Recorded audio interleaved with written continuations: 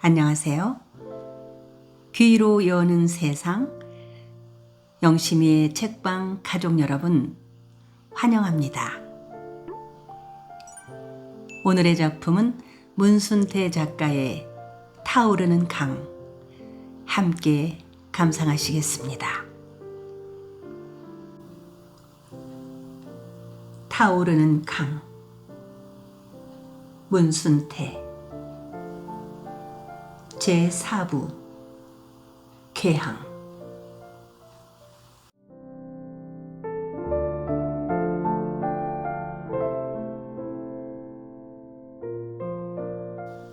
무엇 때문에 다시 마금년의 주막으로 되돌아온 것인지 자신도 그 속마음을 알 수가 없었던 것이다. 술청 안에서 해장술 손님들을 위해 술국을 끓이고 있던 마금예가 주막 앞에 서성거리고 있는 웅부를 발견하고 국자를 든 채 뛰쳐나왔다. 아니, 여태 집에 안 가고 왜 여기 있었남? 그러면서 마금예는 웅부를 술청 안으로 끌어들였다. 아우, 달구 새끼를 여척. 보듬고 있는 거 본 게 집에서 오는 길이 아닌 게로구만. 마금예는 웅부를 술청 안으로 끌고 들어와 좌판에 앉히며 말했다. 시상에 집에도 안 들어가고 이 새벽에 여태껏 밖에 계셨구만. 마금예는 웅부에게 술국과 닭배기 한 사발을 가져다 주었다.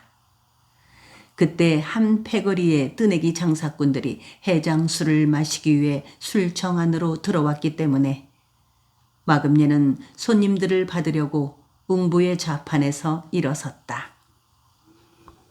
웅부는 술국과 닭배기 한 사발을 비우고 그대로 좌판에 앉아 있었다. 그 사이 마금예는 뜨내기 장사꾼들과 자리를 같이 하고 어울렸다. 그녀는 얼핏얼핏 웅부를 돌아다보면서 그대로 앉아 있으라는 눈짓을 던졌다. 얼마 후 뜨내기 장사꾼들이 시끌시끌하게 떠들어대며 술청을 나가자 마금예가 웅부 옆에 앉았다. 아이고, 시상에 짜는 거. 무슨 죄를 짓기에 집에도 못 들어가고 새벽 이슬에 젖은 채 주막 앞을 얼쩡거렸을까. 마금예가 웅부를 놀려대면서 혀를 찼다. 웅부는 어색하게 비식비식 웃었다. 내가 곧 아침밥 차려줄 텐께 조금만 기다려. 마금예는 웅부를 어린아이 어르듯 하고는 안채로 들어갔으며 잠시 후에 밥그릇과 반찬을 소반에 받쳐들고 왔다. 어서 아침 들고 미국 창에 나가셔야지. 달구 새끼는 여기 놔뒀다가 저녁 때 집에 가면서 갖고 가시고. 마금예는 웅부 옆에 앉아서 그가 밥을 먹는 모습을 지켜보고 있었다. 웅부는 밥 한 그릇을 다 비울 때까지 한마디도 입을 열지 않았다. 그는 숭늉으로 입을 헹구고 나서야 잘 부었구만. 낸 이 길로 미국창으로 가봐야겠어. 하고는 서둘러 술청을 나갔다. 아침부터 칼바람이 윙윙거렸다. 아직 겨울이 닥치려면 한 달 남짓 더 있어야 하는데도 바람은 차가웠다.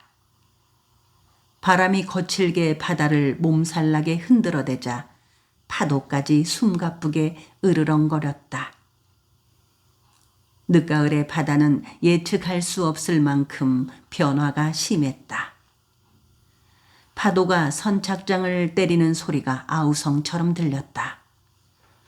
웅부는 거친 바닷바람을 온몸으로 받으며 옥가모도 미국창으로 향했다. 새벽에 집으로 돌아갔으나 차마 집 안으로 들어서지를 못하고 되돌아 나오고만 그의 마음에도 파도가 일었다. 간밤 마금예와 품자리를 같이 했던 일을 생각하면 온몸이 쩌릿쩌릿할 정도로 달콤한 기분이었으나 집에 돌아가서 쌀분이한테 바깥잠을 자게 된 변명을 해야 할 일을 생각하면 머릿속이 뒤숭숭해지는 것이었다. 웅부는 파도치는 듯한 마음을 다독거리면서 발걸음을 재촉하였다. 선창거리에는 벌써 등짐꾼들이 미곡창으로 몰려가기 시작했다. 어물전 쪽에도 많은 사람들이 덤벙거리고 있었다. 등짐꾼들이 하루의 일을 시작할 무렵이면 선창거리는 잠에서 깨어나 조금씩 꿈틀거렸다. 이른 아침부터 사람들이 북적거리는 곳은 동해안통과 남해안통, 본정통, 영사관통 등지였다. 이곳에 상점들과 관공서가 몰려있기 때문이었다.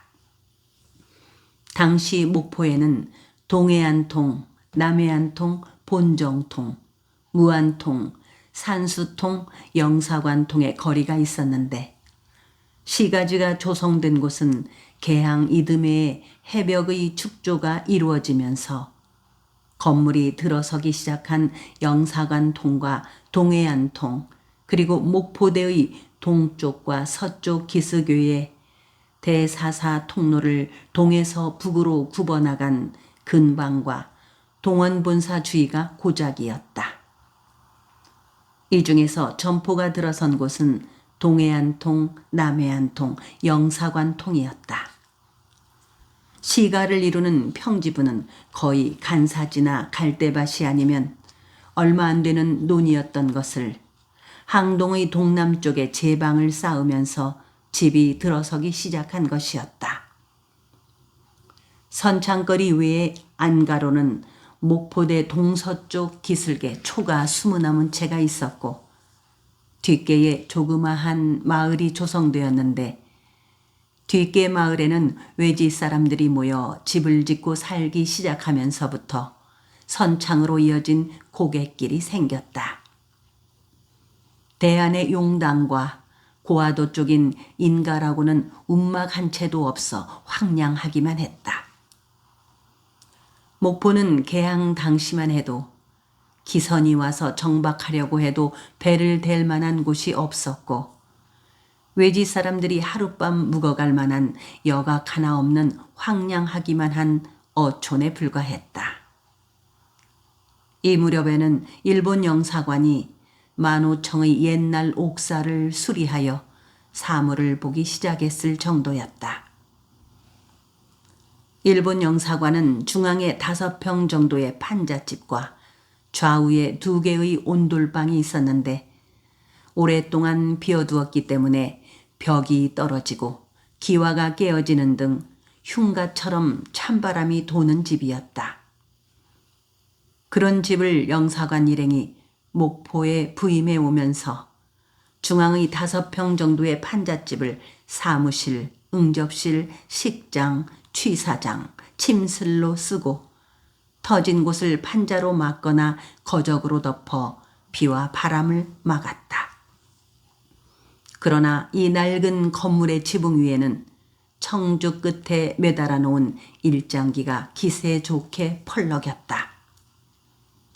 그나마 영사관 경찰서는 제물포에서 옮겨온 조립식 바라크 건물을 사용하고 있었는데 비가 오는 날에는 집안에서도 우산을 받쳐들고 사물을 볼 정도였다. 영사관 개설과 함께 목포로 몰려온 일본인들은 한동안 청죽이나 가는 통나무로 임시 움막 같은 집을 지어 기식을 하였고 큰 바람이 부는 날에는 영사관 건물로 피신을 가기도 하였다. 이처럼 보잘것없었던 목포는 외지로부터 사람들이 몰려들고 일본으로부터 큰 배가 내왕하기 시작하자 간사지의 매립 공사가 진행되었고 호안을 축조하고 물량장과 소잔교를 축설하기에 이르렀으며 매립한 간사지에 건물이 들어서면서부터 시가지의 면모를 갖추게 된 것이었다. 웅부는 조립식 바라크 건물을 지어 새로 옮긴 일본 영사관 건물 꼭대기에 펄럭이는 일장기를 바라보며 미국 창으로 갔다. 미국 창에는 벌써 여나무 명이나 되는 등짐꾼들이 나와 있었다. 염주근이의 얼굴도 보였다. 어저께 밤에 집에 들어가지 않았더만. 염주근이가 웅부를 보고 실실 웃으며 말했다. 웅부는 대꾸를 하지 않았다. 걱정 말거라. 내 옆에 내가 우리 집에 와서 너를 묻기에 미국 창에서 야경을 하느라고 새벽에야 돌아올 것이라고 했으니까 말이오. 염주근은 점심때 탁배기 한 사발 사주지 않으면 사실대로 일러 바치겠다면서 혀를 널름거리며 놀려댔다. 그러나 염주근이 쌀분이한테 발명해 주었다고 해서 마음이 개운해진 것은 아니었다. 그는 자신이 쌀분이를 속인 것 때문에 괴로운 것이었다. 오카모도 미국창은 문이 활짝 열려 있었다. 창고에 가득 들어찼던 미국을 일본 화물선이 목포항에 오기 전에 다시 창고를 가득 채워야 하는 것이다. 어제까지 등짐군들이 한 일은 미국창 곡식을 일본 화물선에 싣는 것이었는데 오늘부터는 다시 미국창을 채우는 일을 해야만 하는 것이다. 해가 떠오르기 전부터 미국을 실은 소달구지며 마바리들이 선창으로 밀려들기 시작했다.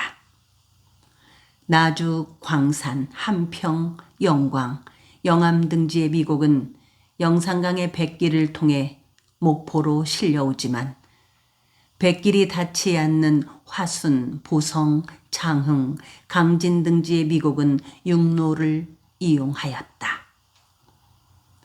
미국창 등짐꾼들은 아침나절에 보성에서 실어온 달구지의 미국들을 창고에 들여넣느라 눈코 뜰 새 없이 바빴다. 그들은 점심때가 되어서야 미국창 양지 쪽 담벽에 앉아 쉬면서 도시락을 풀었다. 그들의 도시락은 고작해야 삶은 고구마가 아니면 호박 버무리였으며 잡곡밥을 싸우는 사람도 없었다. 웅부는 도시락을 가져오지 않았기에 미국창 앞에 미적거리고 있었다.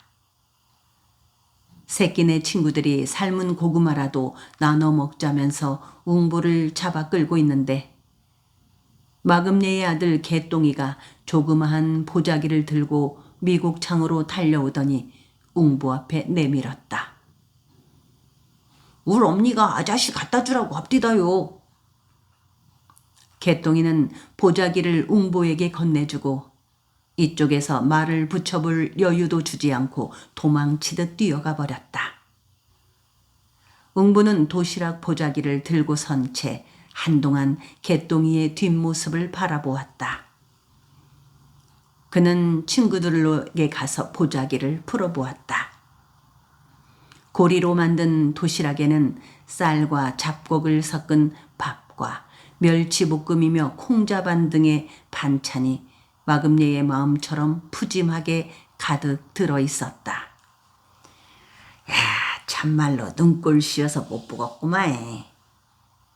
웅부가 부러우면 조강지처 내적 불고 첩 하나 얻어 그려.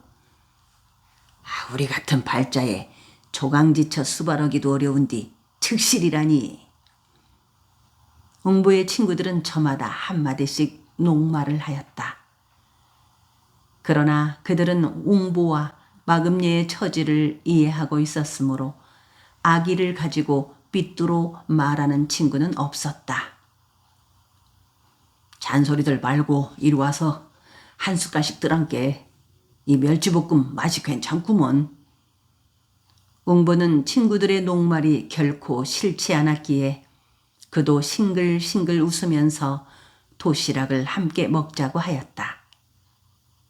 웅부의 권에 못 이겨 염주근이와 판쇠가 웅부의 도시락 가까이 앉은 걸음으로 다가오다 말고 갑자기 표정이 굳어버렸다. 그것은 미국창 모퉁이에 웅부의 쌀분이가 서서 그들을 바라보고 있었기 때문이었다. 웅부, 저거 좀 보란께.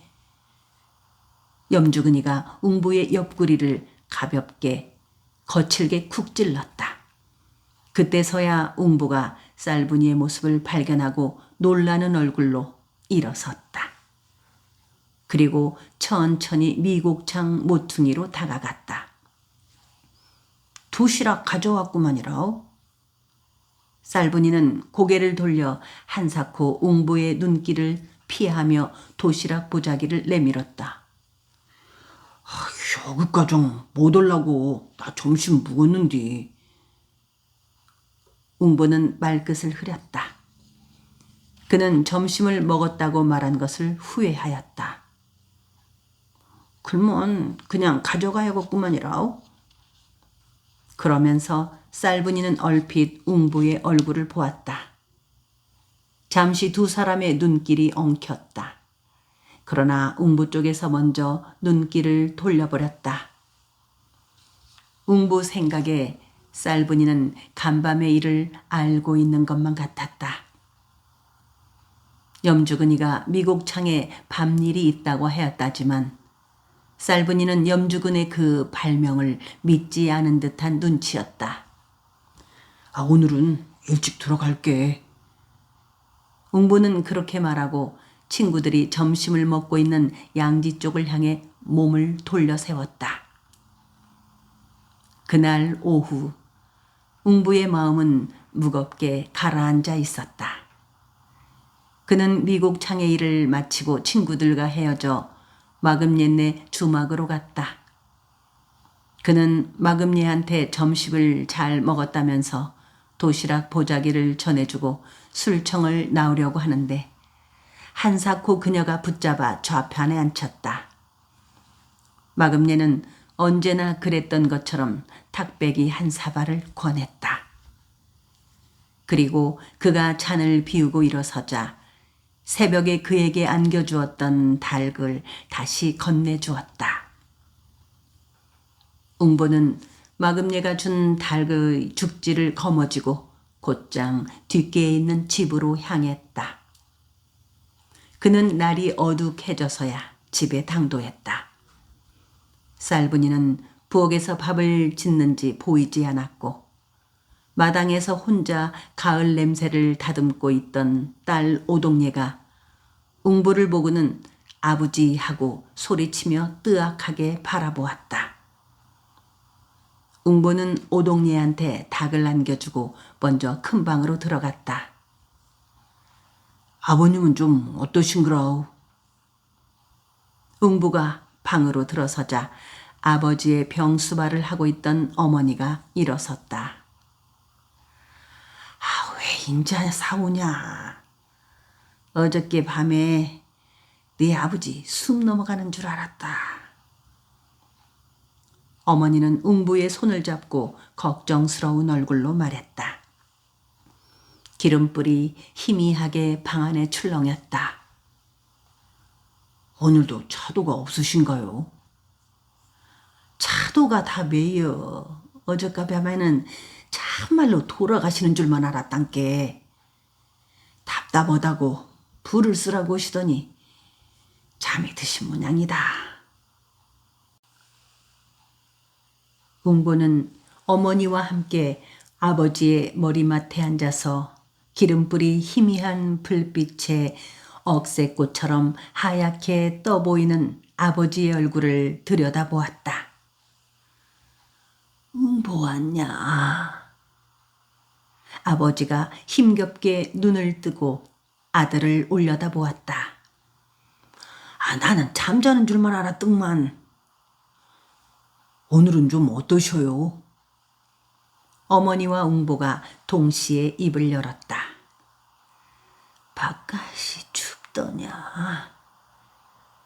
아버지가 힘겹게 가쁜 숨을 몰아쉬며 물었다. 아직은 괜찮습니다요. 곧 추워지겠자. 그렇겠죠. 한 달쯤 있으면 눈이 오겠죠. 영산강물이 곧 얼어붙겠자. 그러겠지요. 영산강물이 얼어붙기 전에 꼭 한번 가보고 싶은데. 어디를요? 아까부터 나주에 한번 꼭 가보고 싶다고 저러신단다.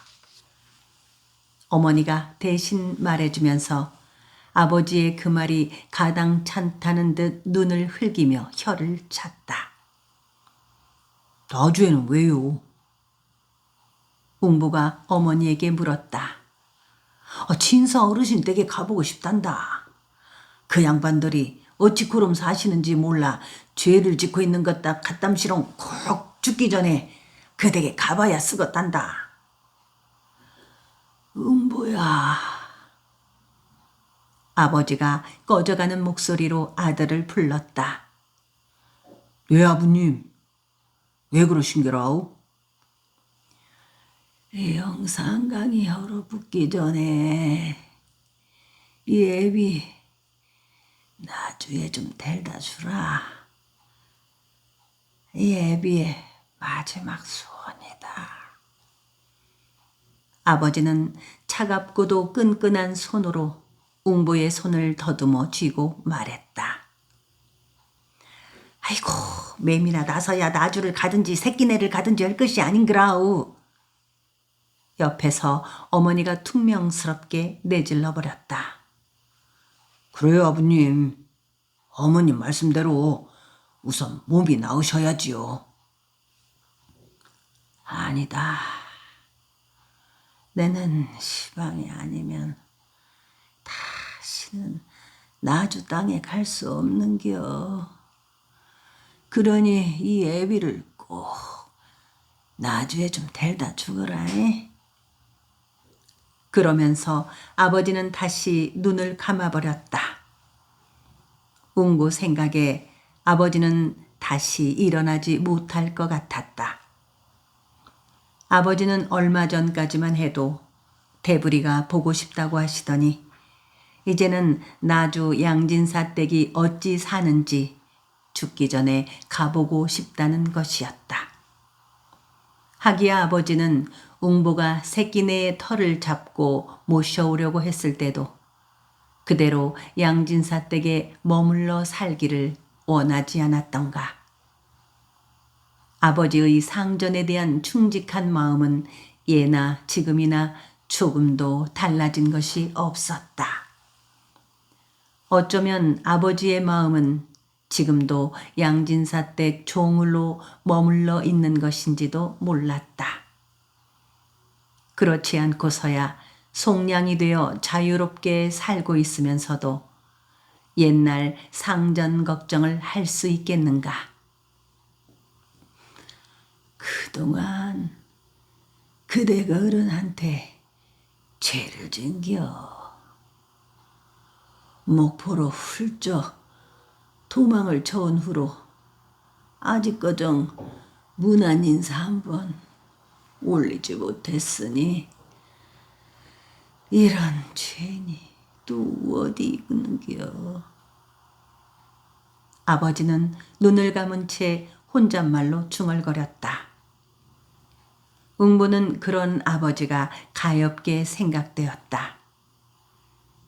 죽어가면서까지 옛날 상전에 보이지 않는 굴레에서 헤어나지 못하고 있는 아버지가 불쌍하게 생각되었다. 아버지는 아직도 분명히 양진사 댁 종인 것이었다. 이마에 불도장을 자랑스럽게 여겼던 할아버지와는 너무나도 달랐다. 송량이 되어서까지도 종의 굴레에서 벗어나지 못하고 있는 아버지보다는 이마에 찍힌 그 흉한 불도장을 자랑스럽게 생각했던 할아버지가 오히려 자유인으로 생각되어졌다. 어쩌면 할아버지는 종이 아닌 자유인으로 눈을 감았는지도 몰랐다. 웅보는 아버지 방에서 나갔다. 아버지가 답답하기보다는 가엾다는 생각에 모간이 후끈거렸다. 웅부는 갑자기 할아버지가 그리웠다. 이럴 때 할아버지가 살아계셨더라면 죽으면서까지 옛 상전을 잊지 못하는 아버지를 못난 사람이라고 꾸짖었을 것이었다. 쌀분이는 웅부에게 말이 없었다.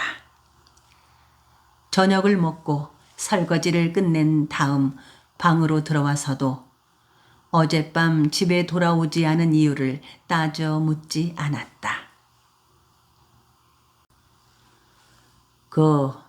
죽은 이네 집에 갔었더라면서. 웅부는 오동예를 큰 방으로 보낸 다음 넌지시 쌀분이에게 말을 걸어보았다. 그러나 쌀분이는 기름불 옆에 쭈그리고 앉아서 땀땀이 바느질을 하는 데만 정신을 쏟고 있는 척하였다. 미안해요. 앞으로는 바깥 잠자고 오는 일 없을게요. 어저께 밤에는 어쩔 수가 없었구만. 웅부가 쌀분이의 손을 잡으며 부드러운 말로 사과를 하였다. 늙어가는 마금녀의 손보다 훨씬 거칠어진 쌀분이의 손을 보자 안쓰러운 마음이 더했다. 오늘은 뭐 땜시 왔단가잉? 집에는 뭐 땜시 왔어?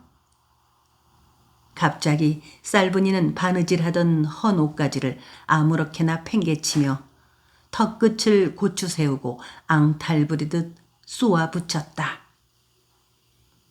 웅부는 실색하여 할 말을 잃고 말았다. 아주 늙어 꼬부라질 때꺼정 그년한테서 살제. 집에는 뭐 들어 왔어?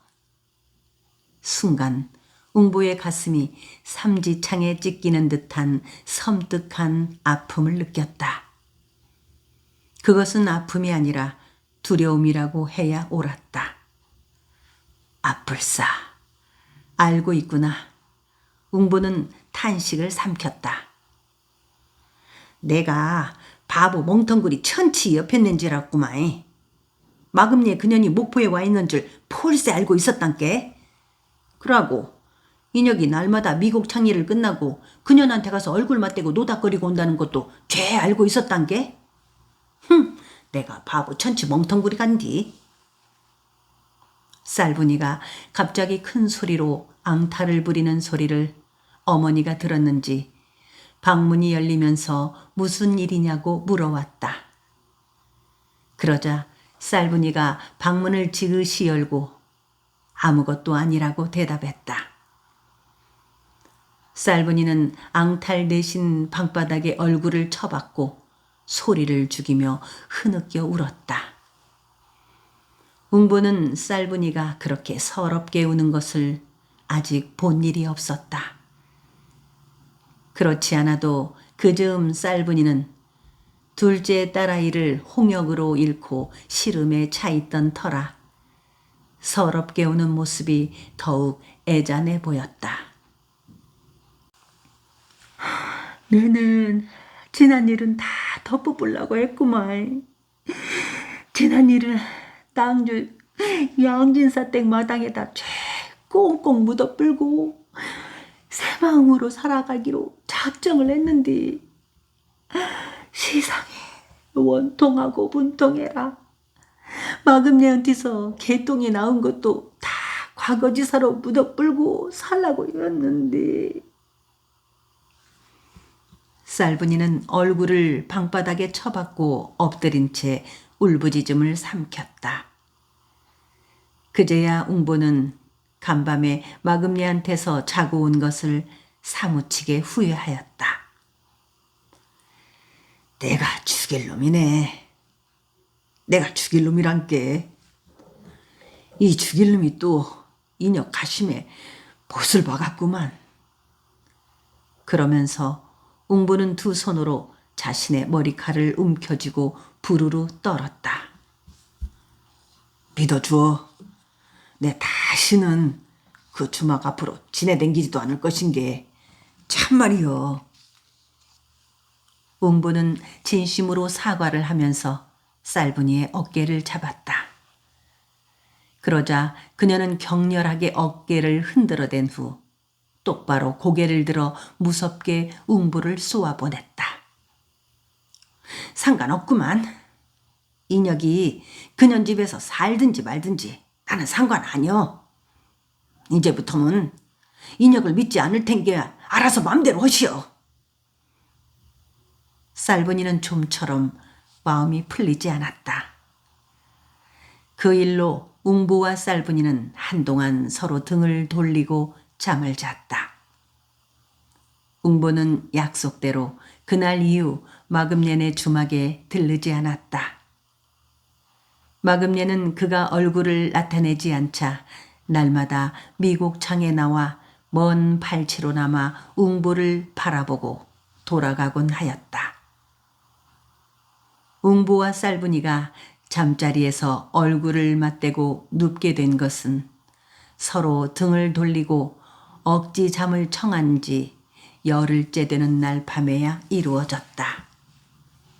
웅부가 우격다짐으로 그녀를 닥달하지 않았던들 그들 내외의 등 돌리기는 훨씬 오래 계속되었을 것이었다. 지발 앞으로는 마금네 주막에 뽀짝거리지 마시오. 또 한 번만 그년 집에 뽀짝거렸다가는 부모님 모시고 새끼네로 가불라요. 개똥이를 못 잊어서 그런다면은 우리 그 아그 데려다가 우리가 키웁시다요. 어차피 개똥이는 인혁 자식 아니오. 웅부가 쌀분이와 우격다짐으로 이를 추리고 난 다음에야 그녀는 웅부의 가슴으로 파고들며 울음 섞인 목소리로 말했다.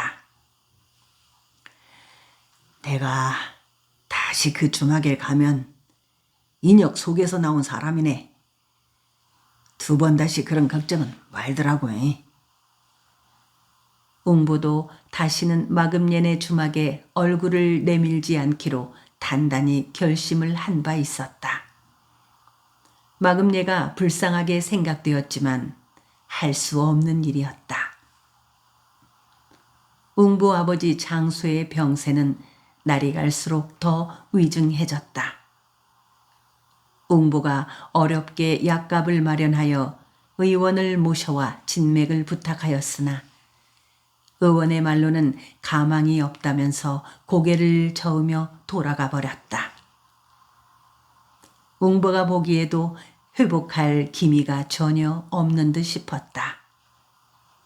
그러면서도 장쇠는 나주에 데려다 주지 않는다고 성화였다. 장쇠는 아침 저녁으로 웅부를 큰 방으로 불러들여 영상강이 얼어붙기 전에 나주에 데려다 달라고 졸라댔다. 내년 봄에 모시고 갈 테니 기다리셔요. 웅부가 그렇게 아버지의 마음을 다독거릴라 치면 이놈 불효막심한 놈 같으니라고. 이 애비가 내년 봄거정 살지 못할 것이라는 것을 알고도 그런 거짓말을 하는겨. 아이고 우리 대부리 놈만 있으면 이 애비의 소원을 볼세 들어줬을 것인디 하면서 섭섭해하는 것이었다. 하는 수 없이 웅보는 아버지를 나주까지 모셔가기로 작정을 하였다. 웅보의 결심을 어머니와 쌀분이에게 말했더니 펄쩍 뛰었다. 그러다가 너희 아버지 객사시키려고 그러냐? 어머니는 아버지를 나주까지 모셔갈 수 없다고 완강히 반대했다. 객사시키느니 집에서 치상치는 것이 훨씬 낫다. 어머니는 웅보에게 부모 객사시키는 불효자가 되지 말라고 당부했다. 그러나 웅보는 아버지의 마지막 소원을 풀어주고 싶었던 것이다. 그는 영산포의 미국 창으로 미국을 실으러 들어가는 배편까지 알아보았다. 사흘 후에 미국 창 배가 떠난다고 하였다. 웅부는 옷가무도 밑에서 창고 관리의 일을 보고 있다는 나주 출신 최 주사한테 사정을 이야기하여 아버지와 함께 영산포까지 배를 탈 수 있도록 허락을 얻은 한편 사흘 동안의 말미도 얻어냈다. 집에 와서 사흘 후에 아버지를 모시고 나주로 떠나기로 했다는 말을 하자 아버지는 오랜만에 병석에서 일어나 얼굴을 씻었고 어머니와 쌀분이는 아버지와 함께 가겠다고 매달렸다. 사흘 후 웅부는 아버지를 업고 제보 선창으로 나갔다. 한사코 말렸는데도 어머니와 쌀분이가 배를 타는 모습이라도 보고 싶다면서 선창까지 따라 나왔다. 어머니는 선창까지 따라 나오면서 눈물을 그치지 않았다. 느그 시아버지 얼굴 다시는 못 보게 될 것만 같구나. 웅부 어머니가 훌쩍거리면서 며느리에게 말했다. 쌀분이도 자꾸만 그런 생각이 들었다. 웅부가 아버지를 업고 배에 오를 때 얼핏 선창가 쪽을 돌아보았더니 물량장 모퉁이에 마금예가 개똥이와 함께 서서 이쪽을 보고 있는 모습이 한눈에 들어왔다. 그녀는 쌀분이의 눈에 띄지 않으려고 멀찍이 몸을 사리고 웅부를 바라보고 있는 것이었다. 오동예야, 네 할아버지 잘 봐두거라. 이제 다시는 못 보게 될지도 모르니께. 웅부 어머니는 병든 남편을 실은 배가 떠나려 하자 소녀의 얼굴에 질퍽한 볼을 비비며 말했다. 웅부는 아버지를 그들 내외가 덮던 이불로 둘러싼 후 바람을 피해 이물 쪽으로 앉아 손을 흔드는 가족들을 보았다. 마금예도 손을 흔들고 있었다. 영암만의 갯바람이 칼날처럼 살을 도려내는 듯하였다.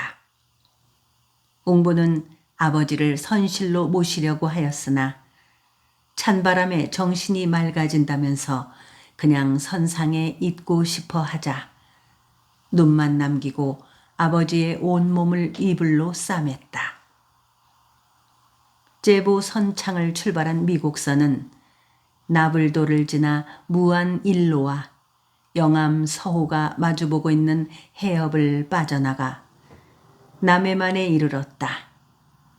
영산강물이 바닷물과 합류하는 남해만은 끝이 보이지 않을 만큼 넓어 망망대해에 떠 있는 듯한 느낌이었다. 남해만을 지날 때 바람은 한결 드세어졌다. 웅부는 아버지가 걱정이 되어 이불로 싸맨 몸을 꼭 붙들고 앉아 있었다. 오지게 좋다. 오랜만에 바람을 쏘인게 참 좋구나. 아버지는 애써 기침을 참으면서 말했다. 아버님, 바람이 너무 차가운 게 선실로 들어갑시다요. 아니다. 보고 싶은 거이 너무 많은디. 왜 선실 안에 들어가 있겠냐. 아버지는 가쁜 숨을 몰아쉬면서도 고집을 부렸다. 배는 바다처럼 넓은 남해만을 지나 영산강의 하구에 해당되는 명산에 이르러 소금을 실었다. 명산에서부터는 굽이굽이 영산강을 거슬러 올라가야만 했다. 명산 건너편은 나주 땅이었으나 배가 영산포에 당도하려면 아직도 한나절은 더 올라가야만 했다. 사공들은 잠시 배가 소금을 실는 동안 명산에 내려 점심을 먹었다. 웅부는 그냥 배 위에서 아버지를 부담고 앉아 있었다.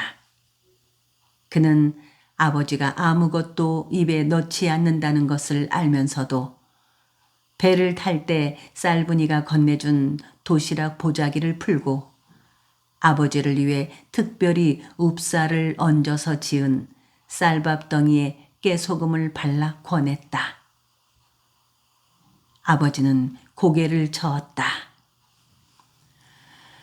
이 향진 사흘은 안방 마님, 대련님 모두 평안하시는가 모르겠구나.